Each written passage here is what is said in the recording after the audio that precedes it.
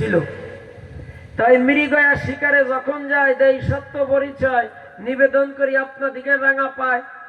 সমীপ মুনি ছিল কিন্তু বনের মধ্যে সাধনায়। কিছুদূর যখন এগিয়ে গেল একটা মরা সাপ দেখতে পেল। রাজা পরীক্ষিতের মনে তখন কৌতূহল জেগেছিল। রাজা পরীক্ষিত করেছে ধারণা, মনে আছে ভাবো, ওই যে মুনি আছে ধ্যানস্থ, আমি দেই বন্দোবস্ত, এই মরা মৃত সাপ যষ্টি মানে লাঠিতে জড়াইয়ে নিয়ে ওই মুনির গলায় জড়াইয়ে দিল। নাকি তাই করেছে? না কি করেছে? ওই সমীপ মুনির গলায় কিন্তু রাজা পরীক্ষিত ওই সাপ কিন্তু জড়াইয়ে দিয়েছে।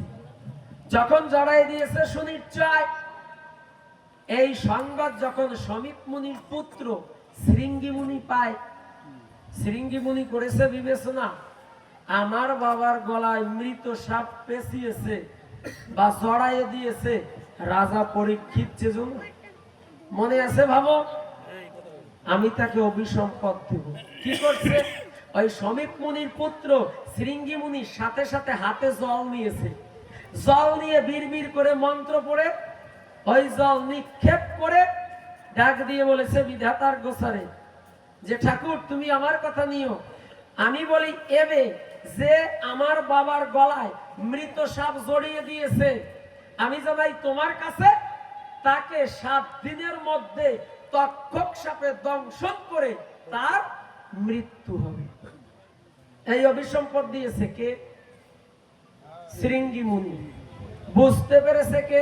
ধ্যানের ঘরে তার বাবা সমীপ মুনি।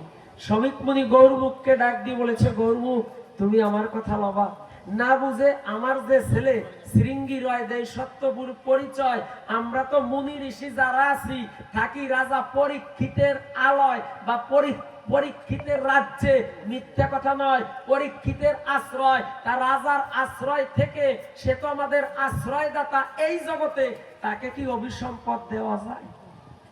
যদিও সে ভুল করেছে জগতের গায়, তুমি আমার কথা লবা। পরীক্ষিত যাতে অভিসম্পদ থেকে মুক্তি পেতে পারে তুমি তার ব্যবস্থা করে দিবা। গৌরমুখকে বলেছে, তাই না বাবু? একই শুধু রাজা একা পরীক্ষিত, আমরা প্রত্যেকেই কিন্তু এক একজন পরীক্ষিত। আপনাদের কাছে জানানো ভালো, পঞ্চপাণ্ডব যেজন ছিল, পঞ্চপাণ্ডবের 5টা ছেলে কিন্তু দেখতে পঞ্চপাণ্ডবের মতো হলো। যুধিষ্ঠিরের ছেলেকে দেখতে যুধিষ্ঠিরের মতো, ভীমের ছেলেকে দেখতে ভীমের মতো, অর্জুনের ছেলেকে দেখতে অর্জুনের মতো, আর নকুল সহদেবের ছেলেকে দেখতে নকুল সহদেবের মতো।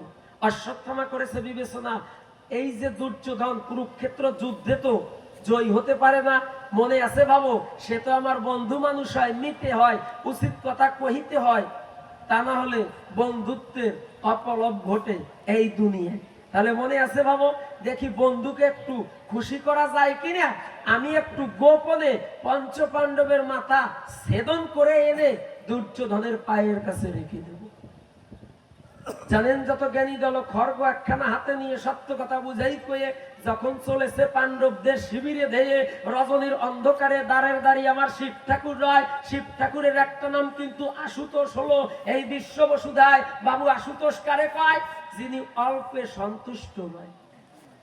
একটা বেল ভাতা নিয়ে যায়, অল্পে তো সন্তুষ্ট নয়, যখন এই একটা বেল ভাতা দিল দ্বার ছেড়ে দিল, কিন্তু যখন দ্বার ছেড়ে দিল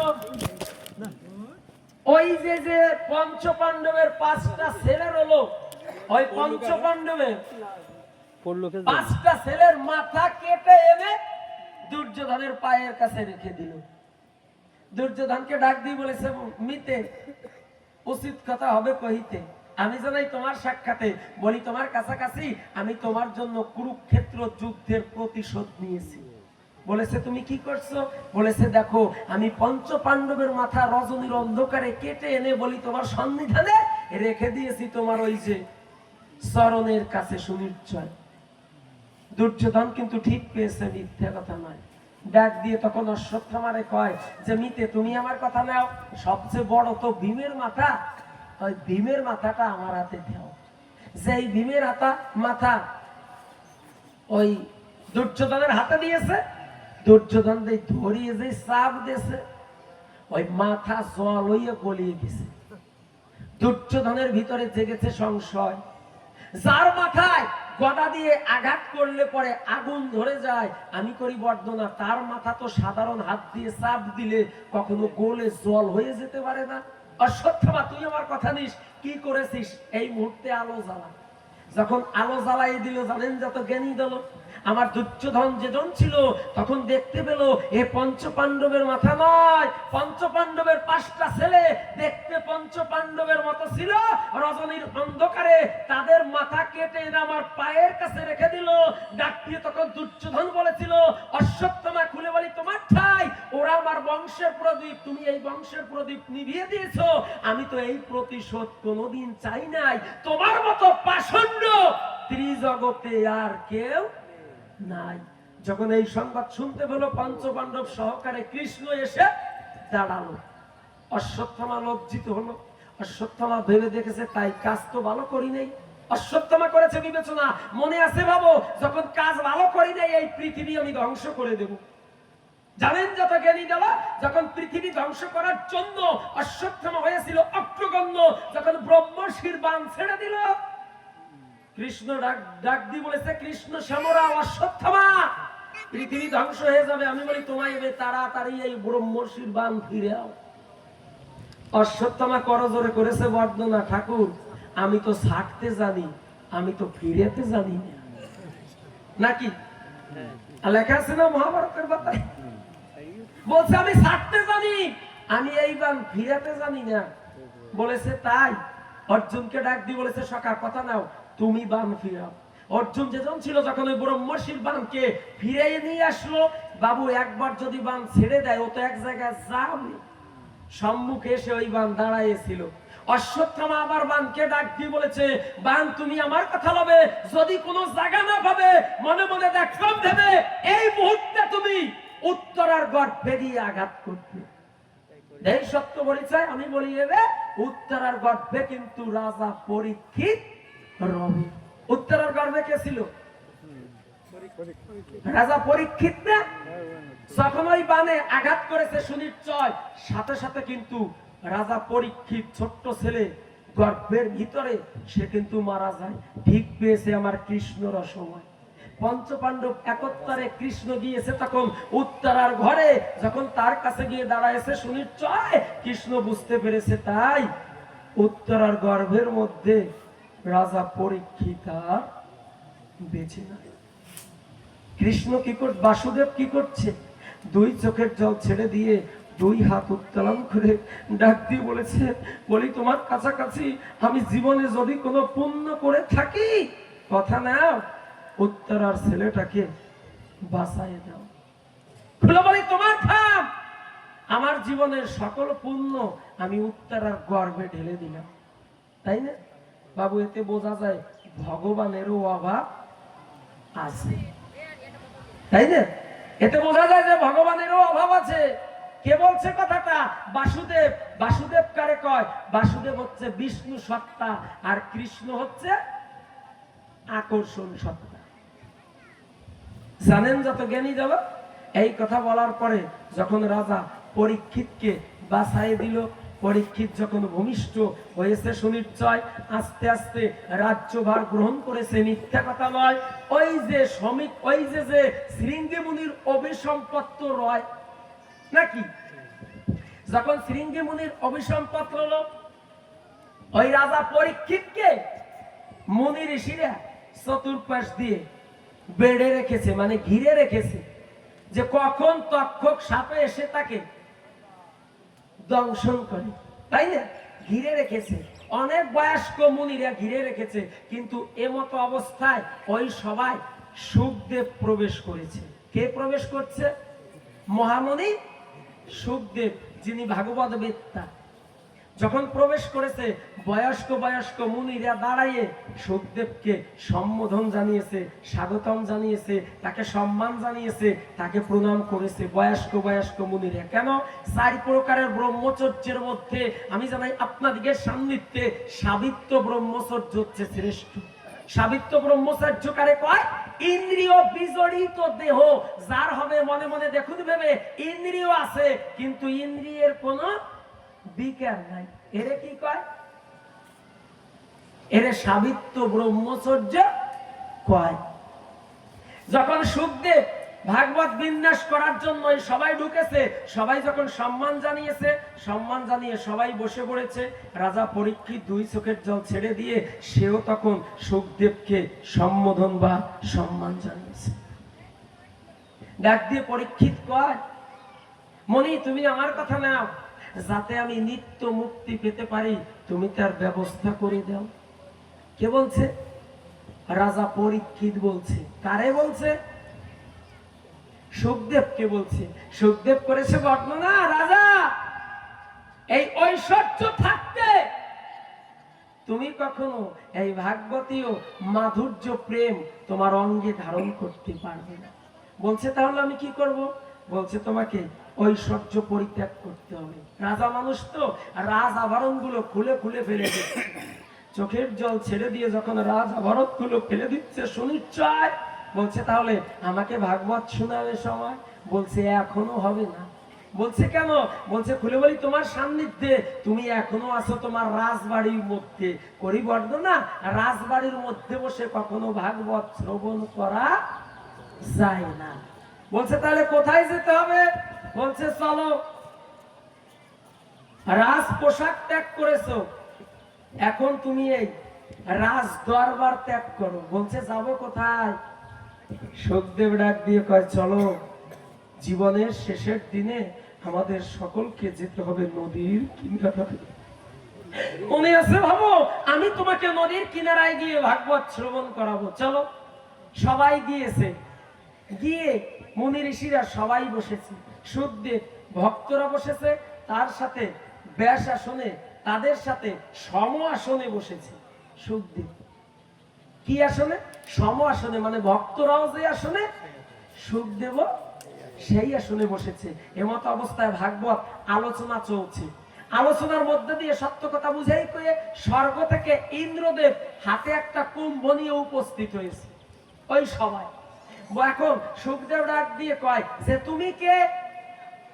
বলছে আমি তো স্বর্গের রাজা ইন্দ্র। ওই যে বলছে আমি তো স্বর্গের রাজা ইন্দ্র, ওই যে আমি তো প্রকাশ পাইছে যে আমি স্বর্গের রাজা ইন্দ্র। আমির ভিতরে কি থাকে? আমিত্ব থাকে। বলছে তা তুমি স্বর্গের রাজা ইন্দ্র, তাই এই যে গাইছো কেন?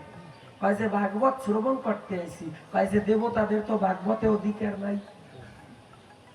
বাবু কথাগুলো কিন্তু লক্ষ্য করে শুনতে হবে, কত বড় কথা, যে দেবতাদের ভাগবত অধিকার নাই, তাহলে সাধারণ মানুষের আছে? হ্যাঁ, দেবতাদের ভাগবতে অধিকার নাই। সুখদেব বলছে আচ্ছা ঠিক আছে, তুমি যখন আসছো ভাগবত শ্রবণ করো, কারণ শাস্ত্রে বলছে শ্রবণ ও মঙ্গলম, শ্রবণ করলেই জীবে মঙ্গল হয়, তাহলে তুমি শ্রবণ করো, ভালো কথা, কিন্তু হাতে কি? কয় যে হাতে এটা অমৃতের কুম্ভ। বলছে অমৃতের কুম্ভ, ওতে কি হবে? কয় কেন?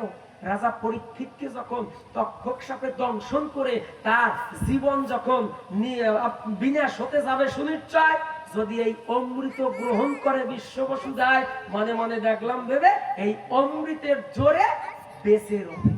বলেছে ও তাইলে তো আমার ভাগবতের প্রয়োজন নাই। আছে, যদি তোমার অমৃতের রাজা পরীক্ষিত বেঁচে থাকতে পারে তাইলে আমার ভাগবতের প্রয়োজন আছে? তা আমার ভাগবতের প্রয়োজন নাই। দেখো রাজা পরীক্ষিত কি কয়, বলছে দেখো রাজা পরীক্ষিত কি বলে। রাজা পরীক্ষিত ডাক দিয়ে বলেছে তুমি তো স্বর্গের রাজা ইন্দ্র, এসেছো এই ভাগবতী স্থলে, কিন্তু আমি করি বর্ণনা শেষের দিনে আমাদের মৃত্যু পথযাত্রী আমরা যখন হব, তোমারে কি আর খুলে কব, একমাত্র মধুর কৃষ্ণ নাম ছাড়া মুক্তি পাবে নাই বিশ্ববসুধায়। আজকে সেই মধুর আলোচনা ভাগবত নিয়ে আমার সুখদেব বসেছে নদীর কিনারায়। যদি এই ভাগবত তত্ত্ব শ্রবণ করে আমি যদি একবার অঙ্গে ধারণ করে রাধা কৃষ্ণের যুগল মূর্তি যদি একবার ধারণ করতে পারি, অনুক্ষণ হরি হরি হরি বলে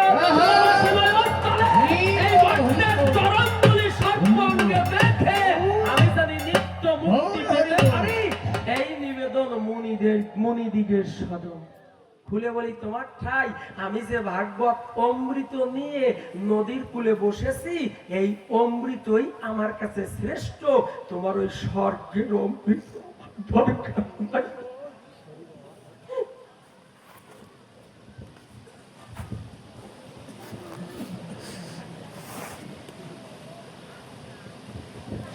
যখন এই কথা বলেছিল, ভাগবত যখন লেখা হয়ে গেল, রাধারানী চোখের জল ছেড়ে দিয়ে তখন ব্যাসদেবের কাছে গিয়ে বলেছিল, এত সুন্দর ভাগবত লিখন করেছো তুমি জগতের গায়, আমি রাধা, আমার নামটা পর্যন্ত একটু ভাগবতে রাখো না।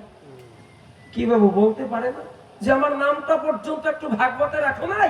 ব্যাসদেব করেছে বর্ণনা, ও মা, আমি এত বড় ভুল করতে পারি না। আমি ভাগবত লিখেছি, ভাগবত লিখতে কি লাগে? কয়টা অক্ষর লাগে বাবু? 4টা অক্ষর লাগে। ভকারে জন্মিতং ভাব, গহকারে জ্ঞানোদ্ভব, বকারে ব্রহ্ম জ্ঞানাচ্ছ, তকারে তস্য রূপ দর্শন। 4টা অক্ষর লাগে। আমি তয় কি দিয়েছি? আমি তয় ত্যাগ দিয়েছি। আমি বয় কি দিয়েছি? আমি বয় বৈরাগ্য দিয়েছি। আমি গয় কি দিয়েছি? আমি গয় জ্ঞান দিয়েছি। আমি ভয় কি দিয়েছি? আমি ভয়ে ভক্তি দিয়েছি। ত্যাগ, বৈরাগ্য, জ্ঞান, ভক্তি আমি ভাগবতে দিয়েছি। এই সব মিলিয়ে কি দিয়েছি মা জানিস? এই সব মিলিয়ে ভাগবতের মধ্যে মাধুর্য সত্তা দিয়েছে আমার শ্যামনীল পত্রে। যদি এই মাধুর্য সত্তাকে কেউ ধারণ করতে পারে বিশ্ব বসুধায়, ভাগবতের মাধুর্য সত্তাই একমাত্র আমার রাধারানী বিশ্ব বসুধায়। এই মাধুর্য সত্তাকে অঙ্গে ধারণ করে বলে মুখে হরে হরে, জীব যদি পায় একবার বিশ্ব বসুধায় হরি হরি হরি বলা সর্বশনয় অন্তরে রাধা কৃষ্ণের যুগল মূর্তি দর্শন করতে পারে ভক্ত আত্মসাধনা। ওমা, তাইলে এই ভাগবতের মাধুর্য সত্তা হলো যাহা, তুই রাধারানী হলি তাহা। ভালো ভালো দেখেছেন? এই ভাগবত বিন্যাস করেছিল কে? সুখদেব, তাই না? কোথায় বসে? ভক্তদের সাথে সম আসনে। একটু আলাদা ছিল কি, তার বিন্যাস করা আসনটা শুধু আলাদা ছিল। আর বর্তমানে যারা ভাগবত পাঠ করে তারা বসে কোন জায়গায়? সিংহাসনে ঐশ্বর্যে। আর শ্রোতারা বসে কোথায়? মাধুর্যে। এখন এই যে ঐশ্বর্যে যে বিন্যাস করে সে বসে ঐশ্বর্যে, আর ভক্তরা বসে মাধুর্যে। তাহলে আমি করি বর্ণনা, যেখানে ঐশ্বর্য থাকে সেখানে কখনো মাধুর্য থাকে না। তাহলে সেই ভাগবত পাঠে জীবের কতটুক কল্যাণ হয় আমার জানা নেই। এই জন্য করি বর্ণনা, ভাগবত পাঠ করতে হবে কোথায় বসে? মাটিতে বসে করতে হবে। আসনটা একটু আলাদা হবে, কিন্তু করিবদ্ধ না। সিংহাসনে বসে কখনো ভাগবত পাঠ করা ঠিক না। যদি আমার ভুল হয় আপনারা ক্ষমা করবেন। তাই পাগল বিজয় সরকার বললেন,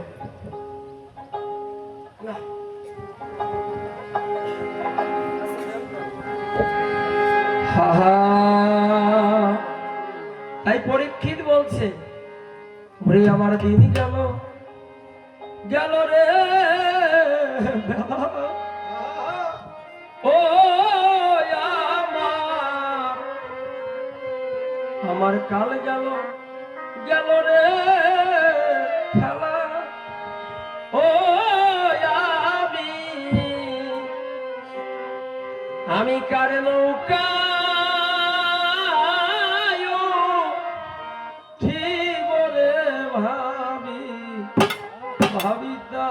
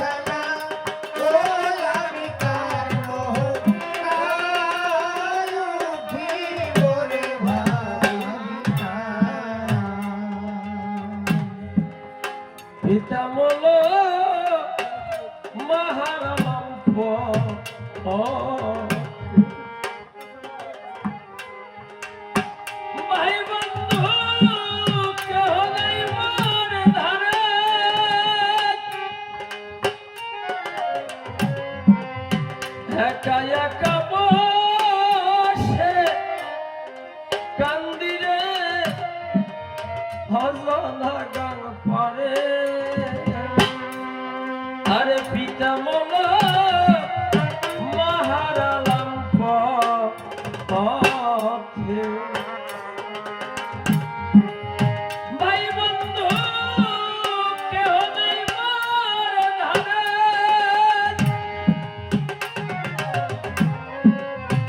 একা একা বসে কান্দিরে হজনা গান পারে ওই আমি কেমন করে যাব পারে রে ওই আমি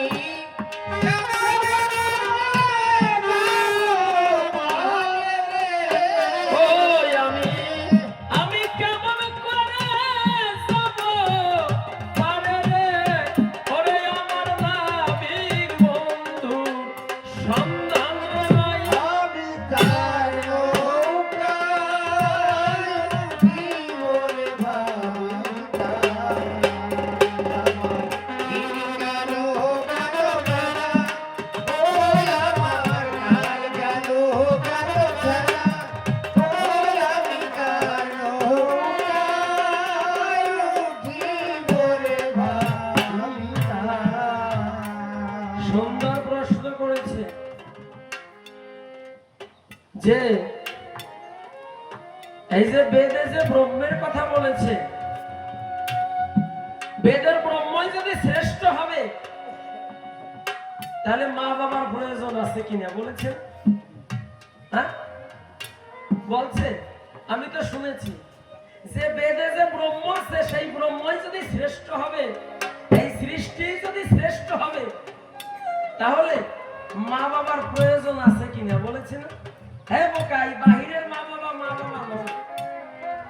এই বাহিরের মা বাবাই কি মা বাবা হ্যাঁ আমার দেহের ভিতরে মা বাবা আছে এই দেহ তৈরি করতে এই দেহ সৃজন করতে মা দিয়েছে কয় সত্তা 4 সত্তা চর্ম চুল নখ দাঁত নাকি আর বাবা দিয়েছে কয় সত্তা 4 সত্তা অস্থি মজ্জা শুক্র শনিতে এই 4 আর 4 কত 4 আর 4 হচ্ছে 8 আর গুরু দিয়েছে কয় সত্তা গুরু দিয়েছে 10 সত্তা তাহলে 4 আর 4 8 আর গুরুর দিয়ে 10 এই 10 আর 8 এই 18 মোকাম তাই না কি বলছে সূরায় চূড়ামণি ব্রহ্ম পাশে স্থিতি পাঠ মধ্যে মহাবিষ্ণু করেন বসতি জিহ্বাগ্রে ভদ্রাকালী 32 যোজন কণ্ঠে বসি সরস্বতী বাজায় ঘনে ঘন আলা জিহ্বার তলে আছে গয়া গঙ্গা জল নারদ মুনি তথায় বসে বাজাচ্ছে কন্দল কর্ণে চৈতন্য করিতে সাবধান নাসিকাতে নিত্যানন্দ মধু করে পান ডাইনে কানাই বসে বামে বলরাম গুজ্জদ্বারে শঙ্কর বসে মনকে চেতালে তখন বায়ুতে কথা কয় নাভিপথ্যে কমলা বসে দ্বিদলে চান্দের স্থিতি 18 মোকামের তত্ত্ব শুনো মা পার্বতী এই 18 মোকামের তত্ত্ব যেইজন জানে থাকিয়ে মনুষ্য দেবতায় তারে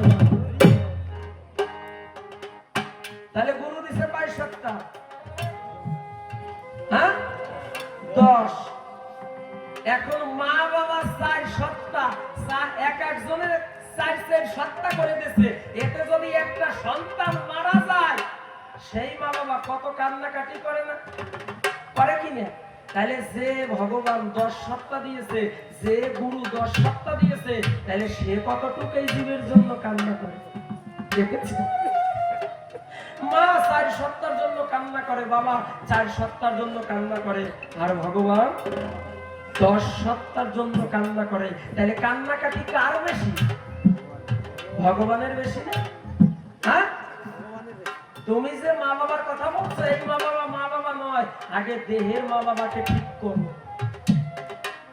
অনাদিবাবু কি বলছেন পিতা বলো মা হারালাম পথে ভাই বন্ধু কেহ নাই মোর ধারে একা একা বসে কাঁদিরে অজানা গান পারে বাবু পিতা মারা যায় মা হারিয়ে যায় কখন মা বাবা দুইজনে যখন যায় নৈশ শান্তি নিকেতন বাবা স্পার্ম সত্তা যখন ঝরে পড়ে মায়ের ও বামের ভিতরে, তখন বাবা মারা যায় আর মা হারিয়ে যায়। আমার কাছে বলেন দেখি, তখন ভাই বন্ধু পুত্র পরিজন আত্মীয় স্বজন সাথে কেউ থাকে নাকি? থাকে। এই জন্য আমাদের বললেন যে পিতা মূলক মাহার আলাম পথে, ভাই বন্ধু কেহ নাই মোর ঘরে, একা একা বসে কাঁদি রে আমি কেমন করে যাব পারে রে। এইখানে দাঁড়াইয়ে তারক গোসাই একটা গান লিখেছে, কি আমরা সবাই মায়ের যত্ন করি কিন্তু কেউ বাবার যত্ন করি না। মায়ের যত্ন করি কি, ওই যে মাঝে চার সত্য দেশে চর্ম চুল নখ দাঁত চুল বড় হলে কেটে ফেলি, মায়ের যত্ন করছি না মাকে ত্যাগ করছি? কোনটা ত্যাগ করছি রে? নখ বড় হলে যে মা এই নখ দিয়েছে এই নখ কেটে ফেলি, তাহলে মায়ের যত্ন করছি না মাকে ত্যাগ করছি? প্রতিনিয়ত সপ্তাহে সপ্তাহে গায়ে সাবান লাগায় কেন? মায়ের গায়ে স্কিনে ময়লা জমা হয়, তাহলে কি হচ্ছে বিষয়টা? মাকে ভয় করছে। এই যে দাঁত, অনেক লোকজন আছে না দাঁত দিনের ভিতর 3-4 মাঝে আছে না ব্রাশ করে, করে না?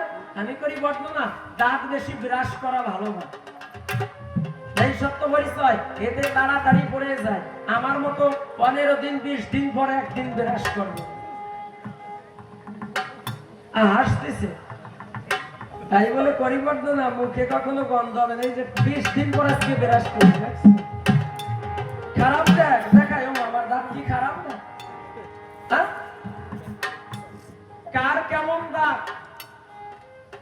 এই যে যে 4টা জিনিস মা দিয়েছে, চর্ম চুল নখ দাঁত। মায়ের যদি চুল ভালো হয় ছেলে মেয়ের চুল ভালো, মায়ের যদি দাঁত ভালো হয় ছেলে মেয়ের দাঁত ভালো, মায়ের যদি গায়ের কালার ভালো হয় রং ভালো হয় ছেলে মেয়ের গায়ের রং ভালো হয়, মায়ের যদি আপনার নখ ভালো হয় ছেলে মেয়েরও নখ ভালো হয়। কারণ এই 4টা জিনিস মায়ের দেওয়া।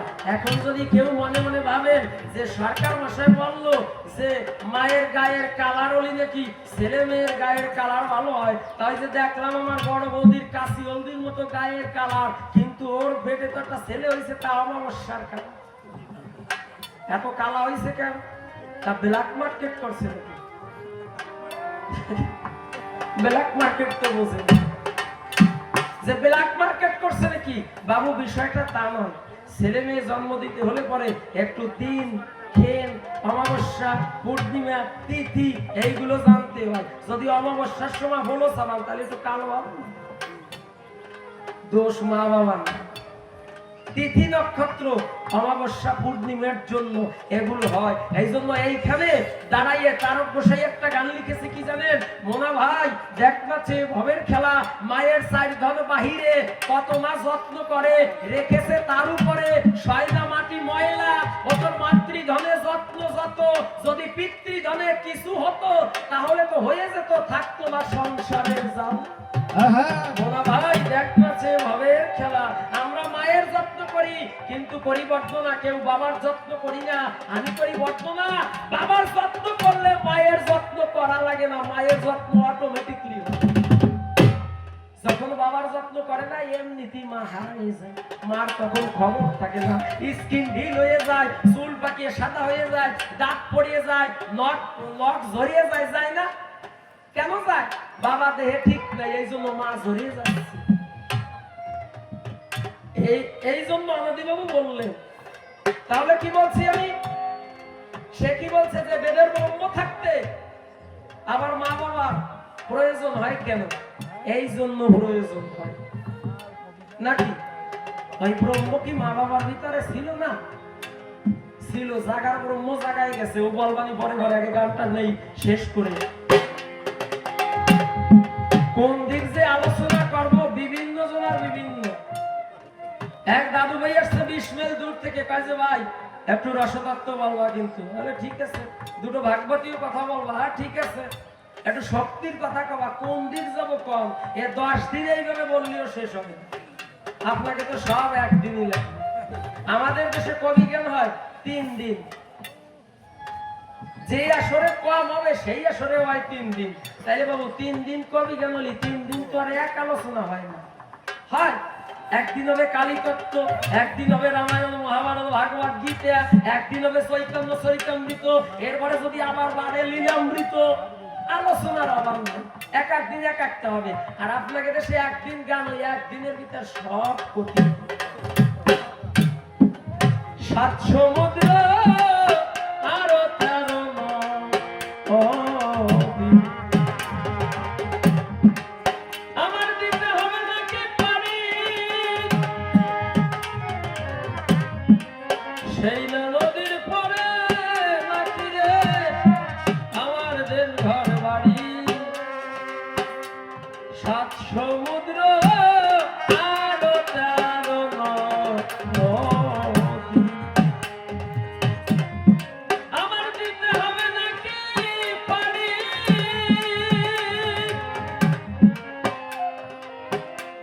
সেই না নদীর পরে নাকি রে আমার দেশ ঘর বাড়ি। ওই আমি দিন ভিখারি নাই মোর কোন হিরে, আমি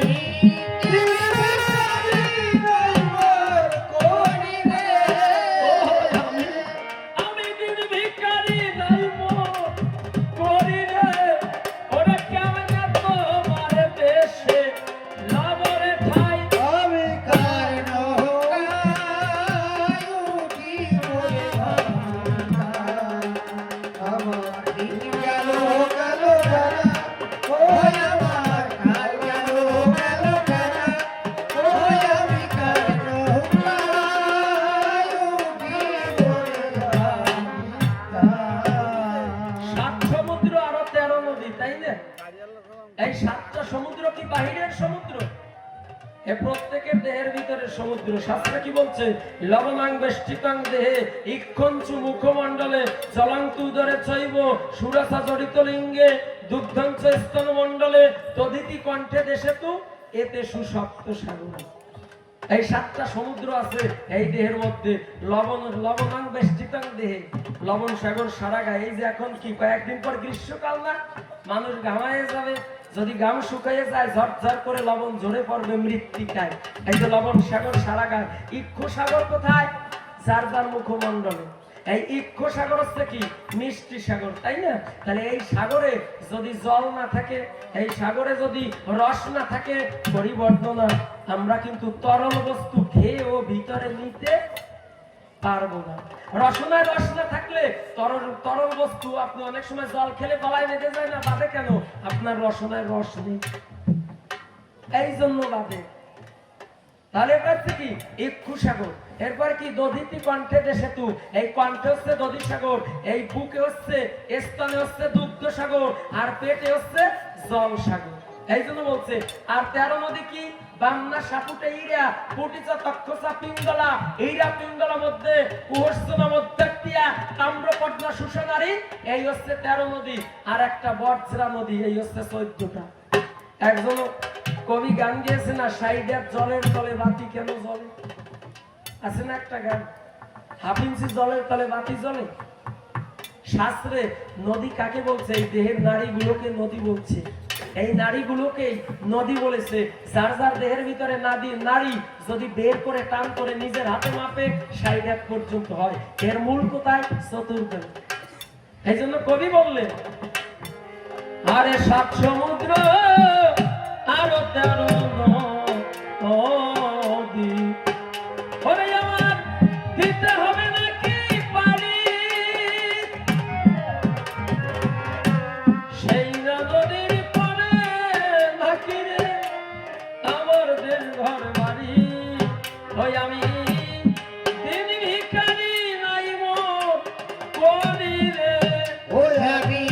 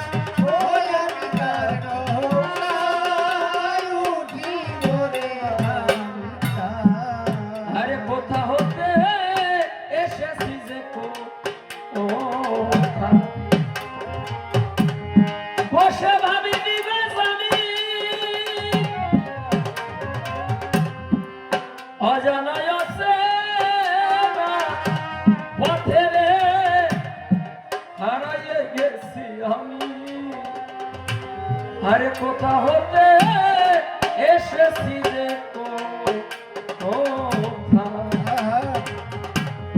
বসে ভাবি দিবা জানি অজানায় আছে না পথে রে হারাইয়ে গেছি আমি ওই আমার চলার পথ গিয়াছে থামি রে ওই আমার চলার পথ গিয়াছে থামি রে। ওই আমার চলার পথ গিয়াছে থামি রে ওরে আমি পিছন ফিরতে নাই রে পাই আমার নৌকায় উঠি মোরে ভাবিতাম, আমার ঢিল গেল গেল বেলা, ওই আমার কার গেল গেল বেলা, ওই আমি তার নৌকায় উঠি মোরে ভাবিতাম। আর অনাদি কয় শোনো সাধু মহাজন আমি সর্বহারা দেউলিয়া ভিক্ষা ছাড়া নাই মোর গতি রে কাঁধে ঝুলি নিয়া আমরা ভিক্ষে করি তাই না বাবু আমরা কি ভিক্ষে করি টাকা পয়সা ধন সম্পদ আর যারা সাধুগুরু মহাজন তারা কি ভিক্ষা করে তারা কি ভিক্ষা করে জানেন যেখানে আপনাদিগের মতো কৃষ্ণ ভক্ত হরি ভক্ত বসত করে কৃষ্ণ কথা হরি কথা শ্রবণ করতে করতে ভক্তে ভক্তে কোলাকুলি দিয়ে যদি ভক্তের চরণ ধুলি একবার অঙ্গে বর্ধন করতে পারে বিশ্ব বসুধায় হরি হরি হরি বলে সহসে নয়ন জলে এই ভক্তের চরণ ধুলি ভিক্ষা করে ভবন নদীর পায়ে পড়ি গুছাই ভালো ভালো তাই অনাদি বাবু বলুন অনাদি কয় শোনো সাধু মহাজন আমি সর্বহারা দেউলিয়া ভিক্ষা ছাড়া নাই মোর গতি রে কাঁধে ঝুলি নিয়া ওই আমার ভিক্ষা দিয়ে দাও পাঠাইয়া রে ওই আমায় ভিক্ষা দিয়ে দাও পাঠাইয়া রে। ওই আমায় ভিক্ষা দিয়া হরি হরি হরি বল।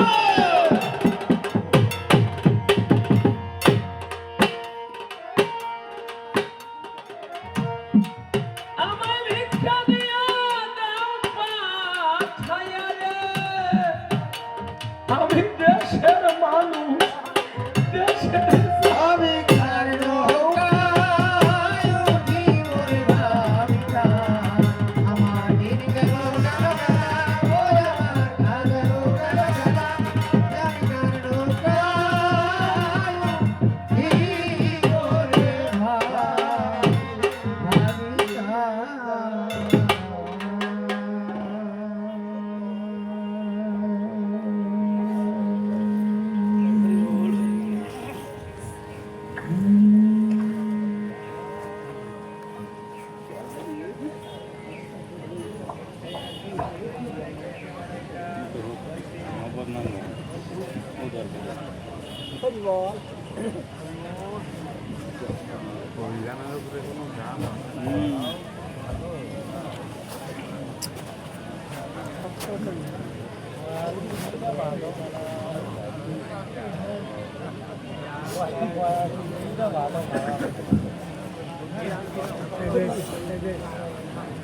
অমন জপ বসে হরিনাম নামেই পাবে পরিণাম মনস্কান্তর হইবে পূরণ পেয়েছ জন্ম দুর্লভ তেজিয়ে বিষয় বৈভব সার কর দীনবন্ধুর রাতুল চরণ ৮০ লক্ষ জনম পরে এসেছো মানবের ঘরে প্রেম বাজারে যেতে যদি বাসনা সকল কিছু গিয়ে ভুলে প্রেম সুরে বাহু তুলে দিবারাত্র করো উপাসনা। অমন যাদের ভাবলে প্রিয়জন পুত্র কন্যা পরিজন চলার পথে শুধু পরিচয় আসবে যেদিন কাল সমন ভাঙিবে সোনালি স্বপন রঙ্গমঞ্চের মতো অভিনয় তাই বলি মন সকাল সকাল ছিন্ন করো সম্পর্কের চাল, দেহতরি কান্ডারি করো সাপ, এলিনে মনোভাবের হাটে জীবন রবি বসলো পাটে, এই ভব নদী কেমনে হলো। যাক বন্দনা ভাব করে খান্ত আলোচনার যে বৃত্তান্ত, আদ্য পান্ত চূড়ান্ত সিদ্ধান্ত দিতে একান্ত মনের কামনা, তবে আছেন যত মহৎ ব্যক্তি আমার তো নাই বক্তৃতা শক্তি, এই অধমের উক্তি আপনাদিকে হৃদয়ঙ্গম যুক্তি কবু হবে না। তথাপি অন্তরে বড় বাসনা আছে, এসেছি যখন ভক্তদের কাছে, ভক্তরা যদি কৃপা বাড়ি করে বড়ি স্বাম, অসম্ভব শত অসম্ভব সম্ভব হয় দেই সত্য পরিচয়, বোবারও অধরে ফোটে তখন গান। তাই শাস্ত্রপাতে লেখা আছে, আপনাদেরও দেখা আছে, মিথ্যা কথা নয়, শাস্ত্রে যা লেখার হলো বলি কাব্য সভা তলো, একে একে দিতে হবে সেই পরিচয়। কি সাধব হৃদয় মুজ্জ সাধু নাং হৃদন্ত হং, মদন নন্তে না জানন্তি না হন্তে মনাগপি, এই ভক্তগণ আমার হৃদয়, আমিও তাদের হৃদয়, তাদের ছাড়া থাকি না কদাচন, আমার ভক্তের হৃদয় যেখানে আমার ভগবান থাকেন সেখানে। তাই দাঁড়িয়ে মধুর বৃন্দাবনে প্রত্যেকটি ভক্তের হৃদয়কে ভগবানের মন্দির জ্ঞান করে আমার শ্রদ্ধার্ঘ্য নিবেদন করলাম আপনাদিকে রাঙা পায়। একবার জয় জয় রাধে গোবিন্দ প্রেমানন্দ হরি হরি বলে আশীর্বাদ করবেন আমায়। শাস্ত্রের মধ্যে লেখা হয় কি, গঙ্গা পাপন, গঙ্গা পাপ হরণ করে, শশী তাপন, শশী মানে হচ্ছে সূর্য, শশী কি করে তাপ হরণ করে, দ্বন্দ্ব কল্প তরু হরে, কল্প বৃক্ষ দীনতা হরণ করে। এই তিনটা বস্তু বা তিনটা জিনিস হরণ করে, আর এই তিনটা জিনিসে একজন সাধু ব্যক্তি হরণ করতে পারে এই বিশ্ব বসুধায়। এই জন্য লেখা আছে শাস্ত্রের পাতায়, গঙ্গা পাপং শশী তাপং দ্বন্দ্ব কল্প তরু হরে, পাপং তাপং তথা দ্বন্দ্ব সদ্য সাধু সমাগমে। এই পাপ তাপ দীনতা একমাত্র এই ভক্তই এই জগতে হরণ করতে পারে বিশ্ব বসুধায়। খুলে বলি আপনাদেরকে, একটাই ভক্তের সে আর বড় বান্ধব ত্রিজগতে কেউ নাই। তাই আপনারা করবেন আশীর্বাদ, পুরে যেন আমার মনসাদ, প্রেম প্রসাদ লাভ হয় যেন আমার এই জীবনে হয়। আমার কবিগুরু হলেন যিনি স্বপন সরকার গুণমণি, সর্বাগ্রে তার শ্রীপাদ পদ্মে আমি প্রণতি জানাই। গুরুদেব তুমি আমারই কথা নিও, আমার মাথা নত করে দাও হে তোমার চরণ ধুলার তলে। সকল অহংকার হে আমার ডুবাও চোখের জলে, নিজেরে করিতে গৌরবদান, নিজেরে কেবলই করি অপমান, আপনারে শুধু ঘেরিয়া ঘেরিয়া ঘুরে মরি পলে পলে। সকল অহংকার হে আমার ডুবাও চোখের জলে, যাচি হে তোমার পরম শান্তি, পরাণে তব পরম কান্তি, আমারে আড়াল করিয়ে দাঁড়াও হৃদয় পদ্ম দলে, আমার মাথা নত করে দাও হে তোমার চরণ। সকল কিছু দিয়ে গুরুদেবের পায়ে যেতে হবে ভূমিকায়। আজকে যে কোন কাদায় কি আলোচনা হবে এ আপনারা ভক্তরাই ভালো জানেন। এ ধর্মসভায় খুলে বলি আপনাদিকে ঠাই আজকে যে প্রশ্ন করে গেছে, এ বাচ্চা কুত্তার মতো গু খেয়ে গেছে, মিথ্যা বলি বাবু। বাচ্চা কুত্তায় দেখবেন এই জায়গাটা এক খামছি, ওই জায়গাটা এক খামছি, এই ভেবে খায়, খায় না? হ্যাঁ, একবার কালী তত্ত্ব খায়, একবার কৃষ্ণ তত্ত্ব খায়, একবার রসতত্ত্ব খায়, বাসির তত্ত্ব সারে নেই। দেখছেন কোন হুটায় কি কয়? তোমার এত হুটার পরে লোক কেন? হ্যাঁ, ধরো আমার কথা ধরো, ওই ভুটার চিন্তা আগে ছাড়ো, কারণ ওই ভুট এই জগতে সর্বনাশ হয়, তাই না?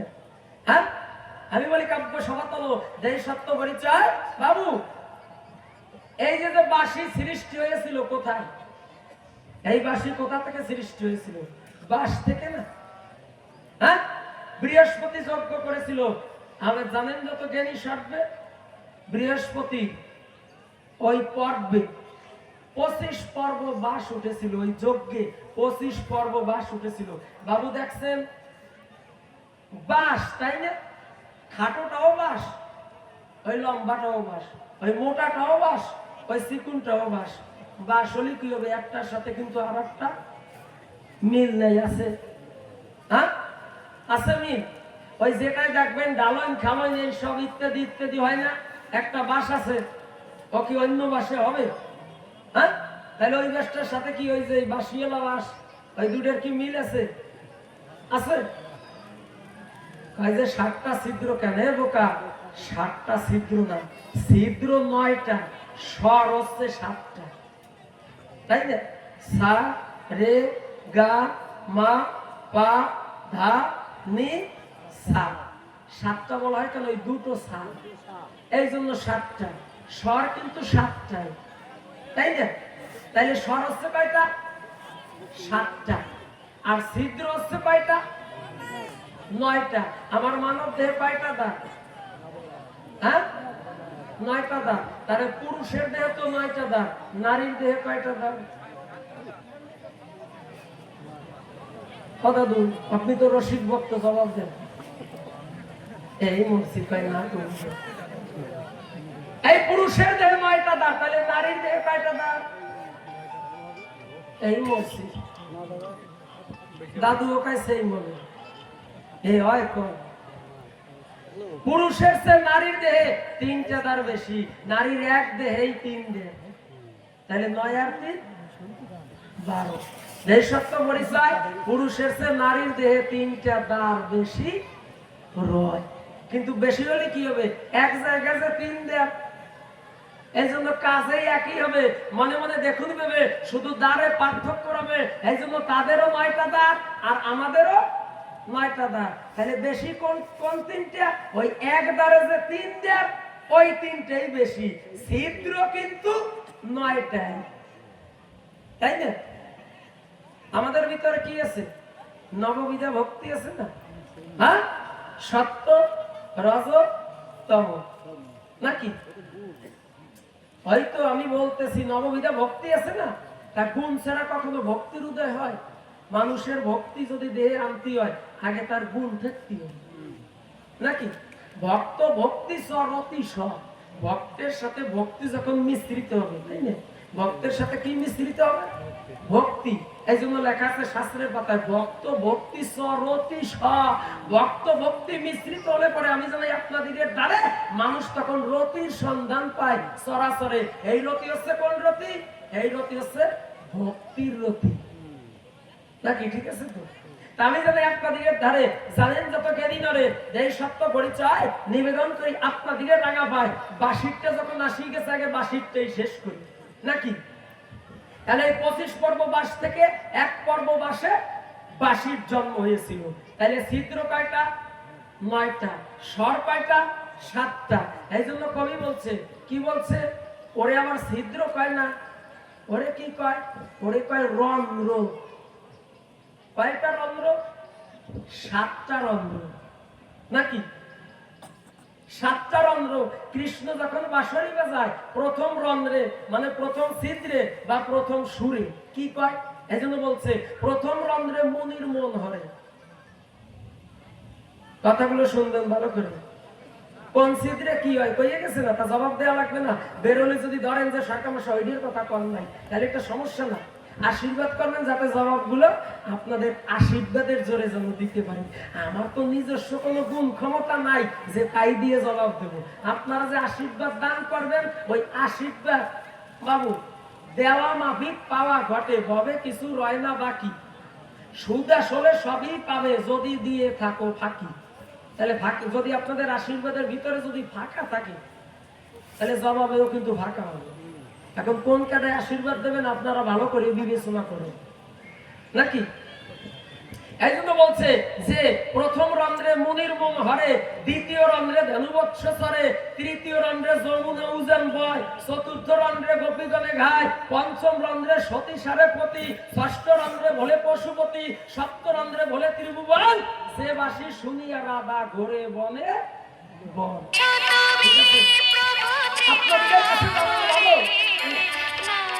যে রন্ধ্রে প্রথম রন্ধ্রে মুনির মন হরে, দ্বিতীয় রন্ধ্রে ধনুবৎস চরে, ধনুবৎস চরে কোন রন্ধ্রে?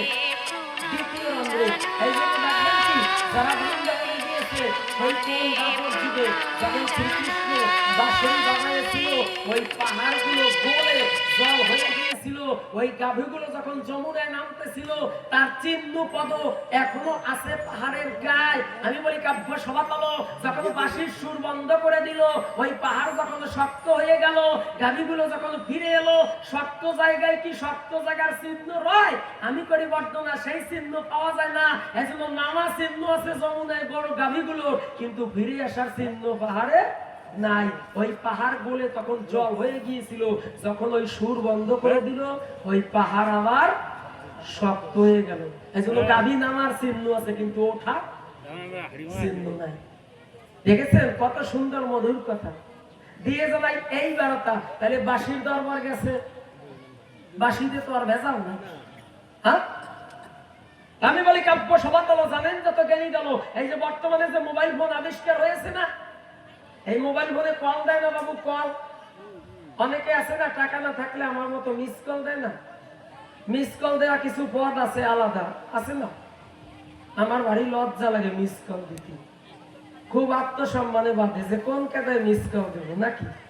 এই মিস কলের সৃষ্টি হয়েছে কোথা থেকে? ওই কৃষ্ণের বাঁশি থেকে। ওই কৃষ্ণ বাঁশিতে মিস কল দিত, আর রাধারানী আসি হাজির হতো। তা সেই কাদায় বর্তমানে আরম্ভ হয়েছে না, পুরুষগুলো মিস কল দেয় আর রাধাগুলো আসি হাজির হয়। হাসতেছেন কেন আপনারা? সত্য কথা বলতেছি। কাজে রসও লাগবে, রস দেয় না কেন জানেন? যে আপনাকে দেশে তো এখনো গুড় টুর পাওয়া যায়, তার রস দিলে যদি গুড় হয়ে যায়, এজন্য রস দিচ্ছি।